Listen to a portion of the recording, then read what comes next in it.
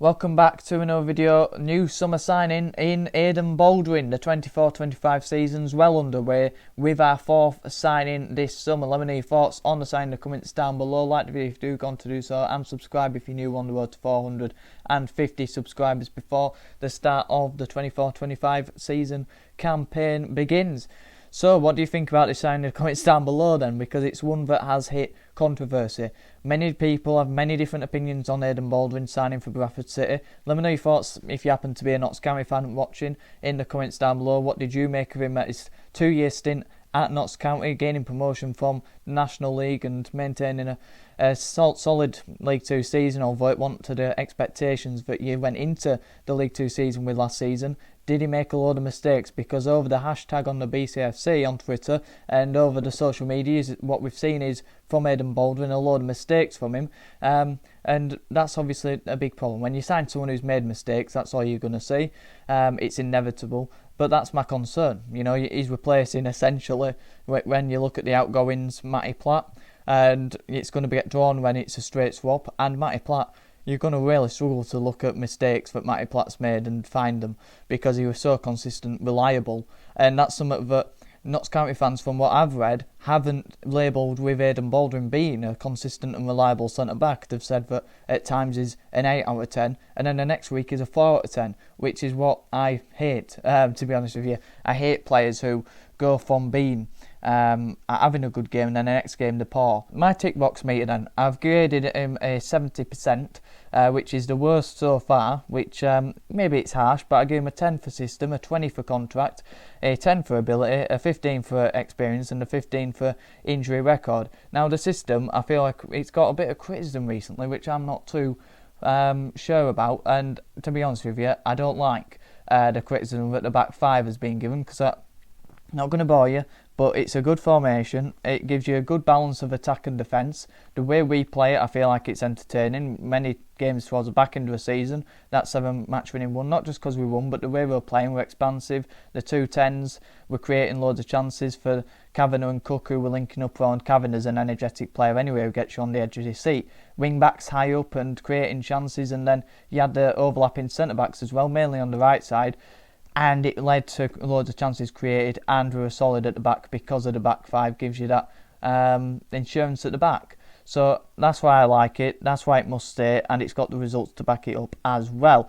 In terms of how Baldwin will fit into that back three and the system of how we play, it's a very interesting one for me, because you look at the centre-back position and you look at the players that have left the club in the defensive areas. There's many players, Odesina, Taylor, Matty Platt, a number of other players as well, and that's the concern, that you've got rid of a load, but obviously Odesina and Taylor weren't going to play any part in this season, and I'm glad that they aren't, to be honest.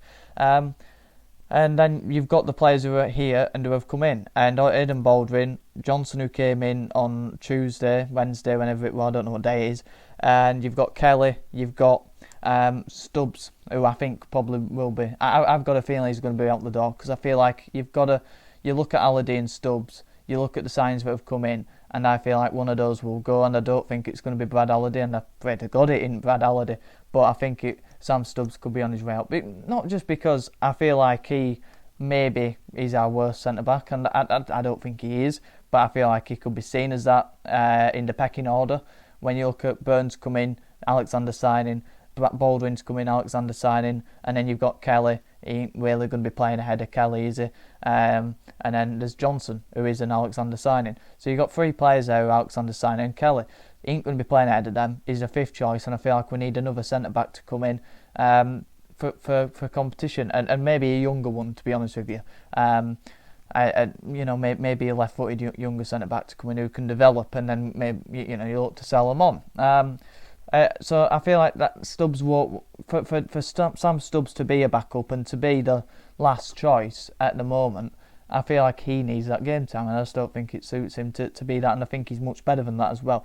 He's a ball playing centre back. He'll take risks on the ball. It's funny how I compare him to, how I talk about Sam Stubbs, because I think he takes risks on the ball in a similar fashion to what Sam Stubbs does.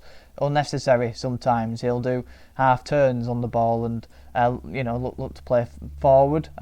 So basically how Sam Stubbs was under Mark Hughes, I think that's how you'd probably expect to see Aden Baldwin, which I'm not too sure about because I'm very uncomfortable watching Sam Stubbs do that. And I've seen highlights of Aden Baldwin, even when it's come off and he looks like a Rolls Royce, it's very uncomfortable viewing to watch your centre-back doing that sort of thing on the edge of his box or deep in his own half. So I don't think I can exactly call him composed if he's getting your heart beating like that. I don't think you can describe a centre-back like that. But he has completed the most amount of passes in League Two last season. But I suppose that's what's required at Notts County with their system, with their style of play, with what they recruit, the development process that they go on there. Although they seem to be having a bit of a shift in that this summer with bringing in Matty Platt and replacing him with replacing Aden Baldwin, replacing with Matty Platt. Sorry, I got my words mixed up there. But yeah, I think he will be a right centre back. I think you will expect to see him carry the ball forward into the midfield areas. I think you'll expect to see him overlap like we all know, and expect to see an aggressive player in the press. And I think he can do all that. Aerially, he's alright. He's pretty decent. He's good aerially for a 6-foot player. He's got a good leap on him. So I won't have any problems with him in that regard. But as a central centre back, I feel like you've got to have a fantastic aerial ability, an excellent aerial ability for League Two, like Matty Platt did. And I think Neil Byrne's probably better than that. So I'd probably have him as a central centre back and him on the right side. Because what you need is that central centre-back, aerial dominant, to be composed not only on the ball but mainly off the ball and be disciplined in the press. You know, you can't exactly have. That's why I don't think Sam Stubbs is a central centre-back either. A aggressive player in the centre of that, and I think that's why Matty Platt was far superior to anyone else who played there for us. The contract situation, it was always going to be a 2-year deal for someone like him. You know, you're not going to put. If you're bleeding stupid, if you're going to give him a 3-year deal and a 1-year deal, he ain't going to agree to that. So it's always going to be 2. So for that, you know, you've got to give it a tick, I suppose. And for an option or another, it's not bad. But if the player's good or bad, it's not on the contract either. It's on the person who recruited him, and it's on everyone, because it seems like everyone's involved as a collective on player signings. Gent picks it up, Sharp negotiates, Sparks has the last say, but it don't get signed if Alexander ain't confident that he wants the player. So everyone's come together on those signings, like I think they did before, but Sharp's added in there as well, and Alexander is a different type of manager to Mark Hughes. So it's a collective fault if the player ain't good enough, which a lot of fans don't have confidence that he will be. But the good thing is with when you get questioned, when you get criticised, before you've kicked a ball is when expectations are fairly low because of, judging, I suppose, that's what it is, and, just having a look at how you've done, is that you can turn that around by performing, and none of us want him to be a bad signing, and I think all of us would be thrilled if we are wrong. And I think the problem with me is coming on here and talking about something positively when I don't feel exactly positive about it, then I'd feel like I'm doing an injustice to the viewer. You know, I'd be doing an injustice to you for clicking on this video, watching me talk about something positively when I don't exactly feel that way. So, I'm not exactly pleased with this signing like we were with Callum Johnson. I don't think it'll work out. But, like I say, that means that he has an ability now to turn that around and to convince us of his abilities and to, excel. And I think that's no greater motivation. To get wrote off, to have that hunger, that will and that desire to come into a football club where some have wrote you off and go, I'm going to prove you wrong. And we're going to win promotion, and I'm going to be part of that, and I'm going to be part of a team that has got this side out of League Two that no other side has in 7 years. So I feel like that's no greater motivation than being criticised, and I think that goes hand in hand with Aden Baldwin, not Mike Baldwin. He's dead. Anyway, away from all that. So like I say, ability-wise, I'm yet to be fully convinced about him, to be honest with you. Experience for 30 games in the National League when they won the playoffs. He had a massive role in that, in terms of scoring twice in the semi-final and pulling them over the line against Bournemouth Wood. And I think that's why a lot of Notts County fans seem to have a good connection, a fond remembrance of Aden Baldwin.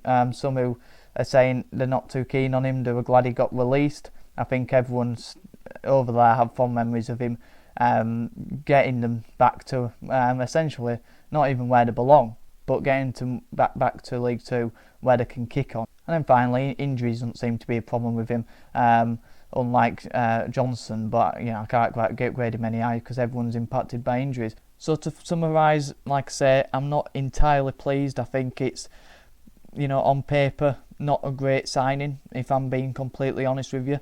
But like I say, I would love nothing more than him to be an unbelievable signing for us to turn the critics around, and for him to be our best centre-back and best signing we've made this season. And I think, like I said, he's got a great ability to be able to do that now. And no more words are needed for him to be built up for that. And that's the problem coming to this club. Sometimes there's such an expectation that you've got to impress on the first day you're here, before you've even kicked a ball. But I will judge him. I'm not entirely convinced, but I'm willing to judge him after 5 games in League Two, and we'll see where he's at there. Like I say, I don't think there's been other signings like Ash Taylor last season where I was less convinced as 100% a good player in Aden Baldwin. And you've seen that. He's got a great passing range, he's got good pace, he's really good on the ball, and he can definitely add a bit of quality to our back line. And defensively, his underlying stats are pretty decent. It's just the mistakes that I've seen that's led me to be less comfortable completely praising him. But we'll see how he does in league action. We'll see how he does in competitive games, and hopefully we have added another promotion winner, and hopefully that can resonate to a promotion winning squad going into next season and to finally get us out of League Two. But let me know your thoughts on everything in terms of Aden Baldwin coming into a club. Do you have faith that the recruitment team can continue to get the signings right, and do you think he is the right signing for the football club? Let me know your thoughts on Aden Baldwin in the comments down below. The 4th summer signing for the 24-25 campaign. Like the video if you did, subscribe if you're new, on the road to 450 subscribers before the start of next season. All support is massively appreciated. Have a good one.